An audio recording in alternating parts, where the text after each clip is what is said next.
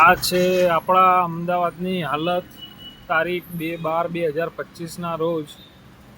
આજ રાતના અનુભવ પ્રમાણે મેં જોયું છે કે અમદાવાદ કાલુપુર રેલવે સ્ટેશન તરફ જવાના 2 કે 3 માર્ગ હતા, જે 3 માર્ગ બંધ કરી દેવામાં આવ્યા છે અને બધું ટ્રાફિક એક જ રોડ ઉપર થઈને રોંગ સાઈડ થઈને જવાય છે કાલુપુર રેલવે સ્ટેશન. આ રાતના ટાઈમના આ રીતની પરિસ્થિતિ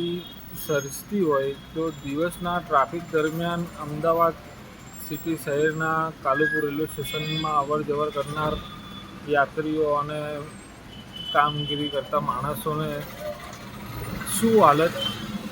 કન્ડિશન છે, જે હું દર્શાવું છું.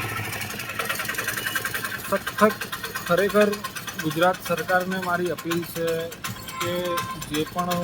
કામગીરી હોય રેલવે સ્ટેશન રિનોવેશન સિટીના કામગીરીમાં, કે તમે બધી જગ્યાએ કામગીરી ચાલુ કરી મૂકી છે, બધી જગ્યાએ રસ્તાઓ બંધ કરી મૂક્યા છે,